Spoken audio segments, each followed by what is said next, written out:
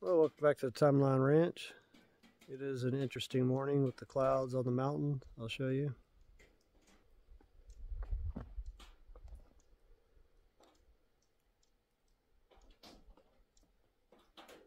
Earlier it was a little more defined up there. You can see it.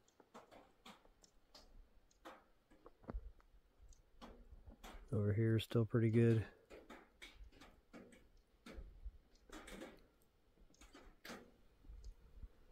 It's a quite humid morning.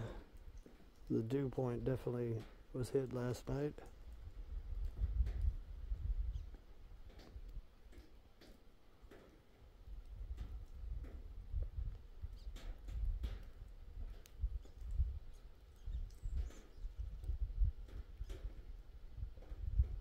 Looks like it's going to be a nice sunny day.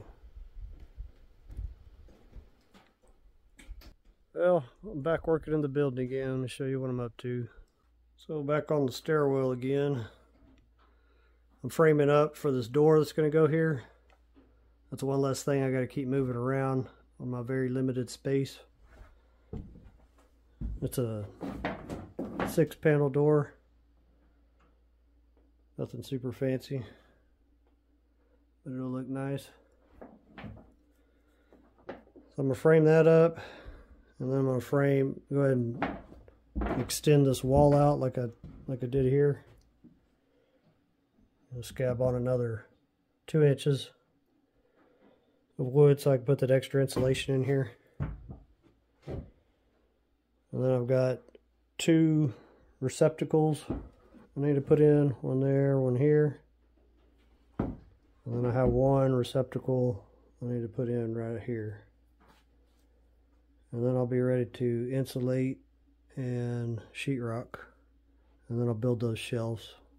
And that's probably going to be the day. Well, let me get started.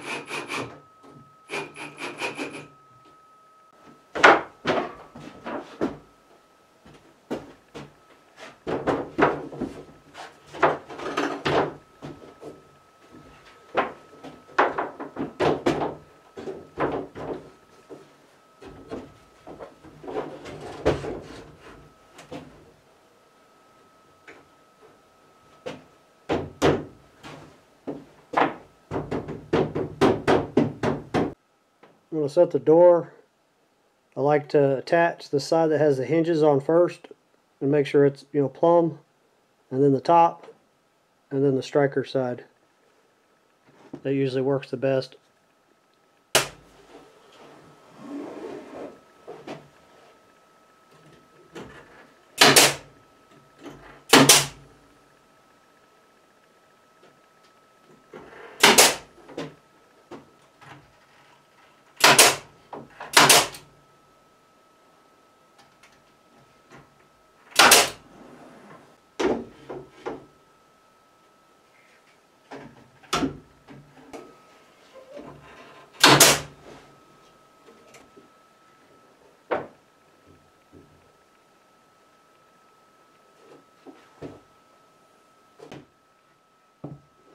Just need to get some shims, shim that in a little bit.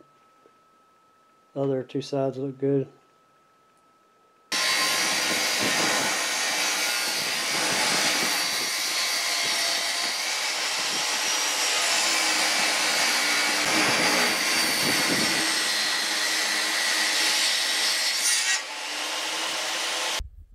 I'll tell you what, you couldn't ask for a prettier day.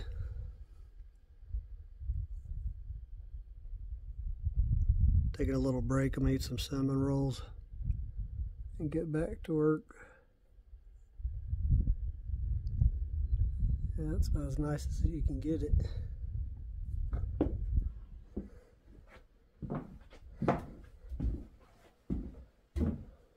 Went ahead and put the hardware on the door. This little striker plate was made wrong. I had to, right here, had to bend that piece in a little bit more to make it even close. The door was sitting flush up against here, but it was like a 1/16 off.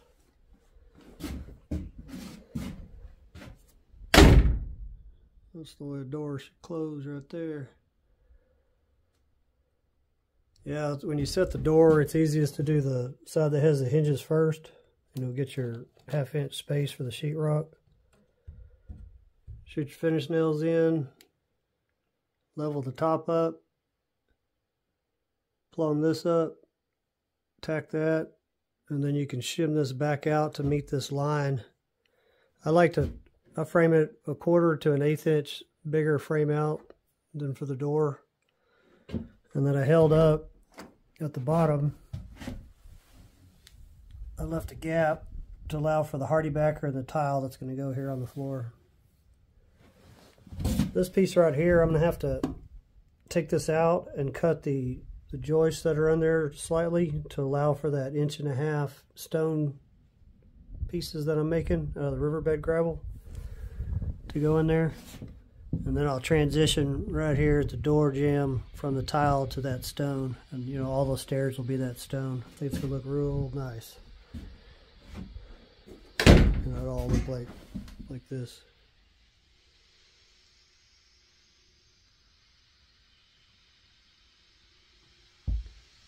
Yeah, it's gonna look good. After I get done with my cinnamon rolls, I went ahead and ripped all these 2x6s down into 2-inch pieces. I'm going to scab them onto the existing studs here, which will allow for my extra insulation that I want to put. And then I'm going to put in 2 receptacles, one probably in the next section from the corner there, and then one right in here. And then I need to put one more right here. And then I'll be ready to insulate and sheetrock this thing. Let me show you something down in the electrical room real quick.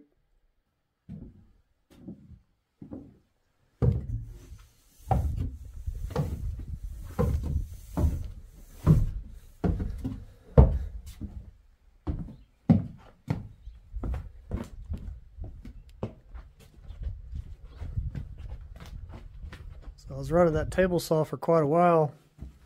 I decided to come in here and check to see if everything's looking all right with all that power being drawn.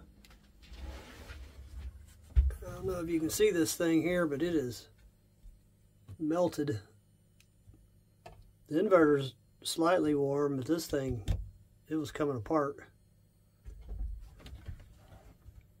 The connections are not loose either. I'm about to change that fuse blocks out. I'll do it a little later. It's still working. I'm not going to run the table saw anymore on it though. Yeah, too much power for that fuse block. It's supposed to be rated for it, but it didn't look like it was. Maybe I got a faulty one. The table saw draws a lot of power. Well, let me eat my cinnamon rolls. Be back to work.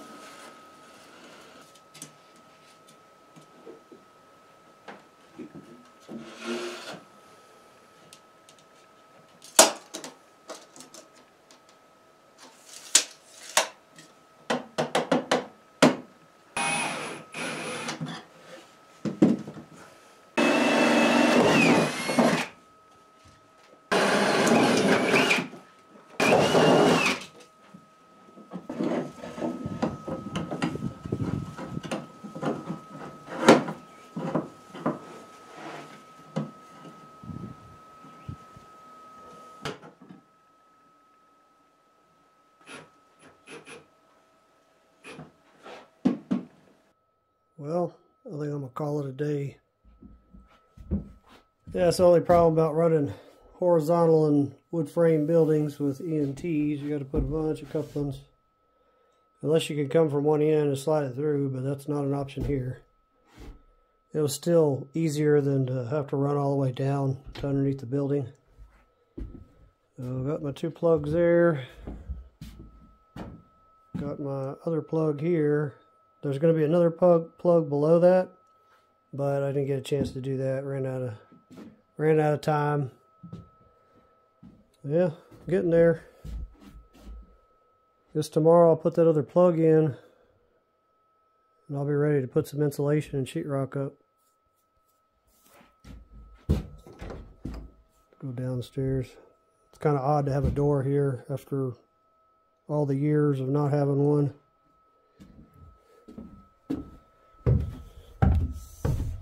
Imagine what I could get done if I was here all the time. Yeah. Look from the bottom up. Yeah, it seems spacious enough. I didn't want it to feel like, you know, you're trying to climb down a storm culvert or something. I'm thinking about putting some galvanized pipe across here where you can climb down it. I think the kids would like that when they're a little bit older. Probably good exercise for me as well. Utilizing all the space. So down here I just stopped the conduit there. I'm going to put another plug at 18 inches and then it'll just go through that hole there. And then later I'll tie everything together and come up to this 200 amp panel that I probably not going to get to install this trip. Let me turn the light on. My makeshift, this is my battery that's feeding all the lights.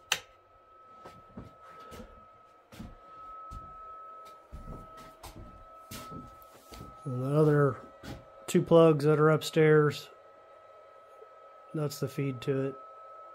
And that goes all the way down through the underneath of the building there.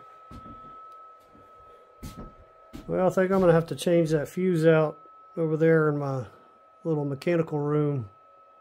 I don't think I can sleep tonight the way that thing is. It may catch on fire. At least it's in another building. I hate to see that little outhouse shower catch on fire though. Well, I'm going to cook some ribs and finish cleaning my mess up. I'll see you on the next one.